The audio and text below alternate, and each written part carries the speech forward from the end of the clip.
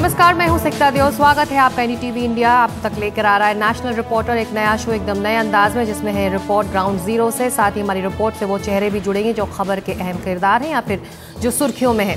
आज खबर आम आदमी पार्टी की। अरविंद केजरीवाल का वादा है कि वो साफ सुथरी राजनीति करने के लिए आ रहे हैं, लेकिन लगता है कि केजरीवाल जल्दी में है। इसलिए दिल्ली की गद्दी तक पहुंचने के लिए वो हर उस रास्ते पर निकलना चाह रहे हैं जिससे उनका सफर थोड़ा आसान हो जाए। इसीलिए शायद उन्होंने मौलाना तौकीर रजा से हाल ही में मुलाकात की। तो कौन है ये बरेली के विवादित मौलाना? मौलाना तौकीर रजा इत्तेहाद मिल्लत काउंसिल नाम की एक पॉलिटिकल आउटफिट के मुखिया हैं। अखिलेश यादव सरकार में राज्य मंत्री का दर्जा उन्हें मिला हुआ है। सुन्नी मुसलमानों के बड़े और कट्टरपंथी नेता हैं। 2007 में बांग्लादेशी लेखिका तस्लीमा नसरीन के खिलाफ फतवा जारी किया था। आरोप था कि वो गैर इस्लामी हैं। रजा ने अमेरिका के पूर्व राष्ट्रपति जॉर्ज बुश के खिलाफ भी फतवा जारी किया था। 2010 में उनको बरेली दंगों के दौरान भड़काऊ भाषण देने के लिए गिरफ्तार भी किया गया था। इस विवादास्पद मुलाकात के बाद आम आदमी पार्टी डिफेंसिव हो गई है। अरविंद केजरीवाल ने ट्वीट कर रजा की पृष्ठभूमि पर सफाई देने की कोशिश की, लेकिन बीजेपी और कांग्रेस दोनों केजरीवाल पर हल्ला बोल रहे हैं। बीजेपी केजरीवाल को कम्युनल कार्ड खेलने का आरोप लगा रही है। वहीं कांग्रेस कह रही है कि आम आदमी पार्टी, जो कि बीजेपी की टीम बी है, वो मुसलमानों को चुनावी फायदे के लिए इस्तेमाल करने की तैयारी में है।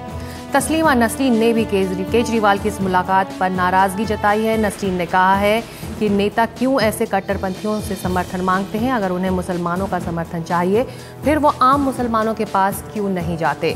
आज़ादी के बाद से भारत के नेता उन मौलवी और मौलानाओं के पास जाते रहे हैं जो खुद अपने समुदाय के पिछड़ेपन के लिए जिम्मेदार हैं।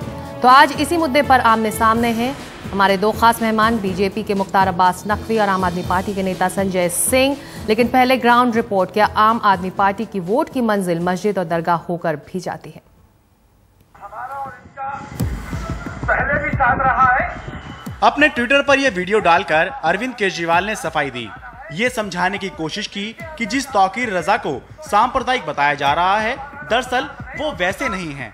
लेकिन केजरीवाल आधी हकीकत देख रहे हैं। पूरी हकीकत यह है कि तौकीर रजा बरेली में एक विवादित शख्स हैं और उनकी हरकतों पर सवाल उठते रहे हैं। मार्च 2010 में बरेली में हुए दंगों में वो आरोपी बने। उन पर भड़काऊ भाषण देने के आरोप लगे। साथ ही उन पर लेखिका तस्लीमा नसरीन के खिलाफ फतवा जारी करने का भी आरोप लगा। तय करेंगे कि इन्हें किसके साथ जाना है। हालांकि फिलहाल इनके खिलाफ कोई केस नहीं है, लेकिन फिर भी ये सवाल तो बना हुआ है कि कैसे केजरीवाल उनसे मिलने चले गए। शुक्रवार 1 नवंबर को अरविंद केजरीवाल दिल्ली चुनावों के बीच समय निकालकर बरेली में इनसे मिलकर समर्थन मांग आए। दिल्ली के जो चुनाव लड़ रहे हैं, दुआ मांगने के लिए आए कि देश को भ्रष्टाचार से देश को छुटकारा मिले, दिल्ली को छुटकारा मिले और दिल्ली से ये क्रांति शुरू होगी और उसके बाद पूरे देश में फैलेगी। और एक हमारा मकसद था तौकीर साहब से मुलाकात करने का और इनसे भी अपील करने का कि ये लड़ाई हम सब लोगों की लड़ाई है, भ्रष्टाचार के खिलाफ, फिरका परस्ती के खिलाफ। और इसमें इस देश को पसंद करने वाले सभी लोगों को एक साथ आने की ज़रूरत है। जो लोग इस देश को दंगों की राजनीति से, जहर की राजनीति से, भ्रष्टाचार से छुटकारा चाहते हैं, उन सब लोगों को, हिंदू, मुस्लिम, सिख, ईसाई, सबको एक साथ आने की ज़रूरत है। बवाल हुआ तो कहा कि बरेली मन्नत मांगने गए थे। मुलाकात हुई, तौकीर रजा पर लगे आरोपों की जानकारी नहीं थी।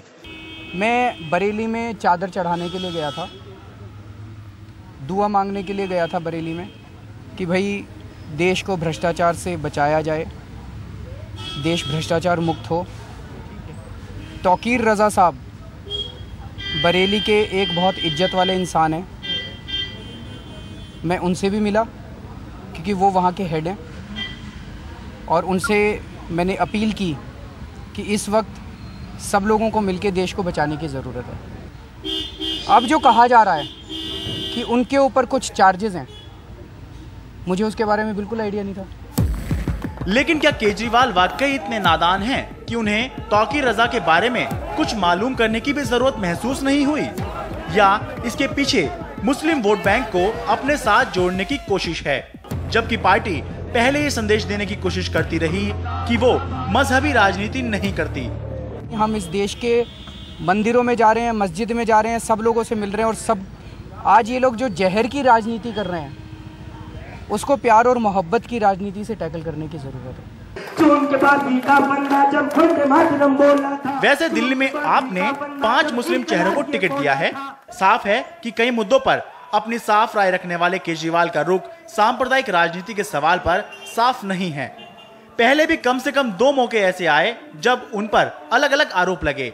अप्रैल 2012 में जब मुफ्ती शमूम कासमी टीम अन्ना से निकाले गए तो टीम पर मुस्लिम विरोधी होने का आरोप लगा। लेकिन केजरीवाल ने जब बटला हाउस एनकाउंटर पर सवाल उठाए तो वो मुस्लिम तुष्टीकरण के आरोप से घिरे। इस देश का तो आम आदमी ही रहता है। सवाल है, क्या ये मुस्लिम समर्थन और विरोध के बीच संतुलन साधने की कोशिश है, जिसकी वजह से केजरीवाल बरेली पहुंच गए? इस पूरे मुद्दे पर आम आदमी पार्टी आगे कुआं पीछे खाई वाली स्थिति में फंस गई है। आगे बढ़े तो नुकसान है, पीछे हटे तो भी नुकसान है। इसलिए बस अब आम आदमी पार्टी इंतजार कर रही है कि किसी तरह ये मुद्दा ठंडा हो जाए। दिल्ली से शरद शर्मा, नेशनल रिपोर्टर।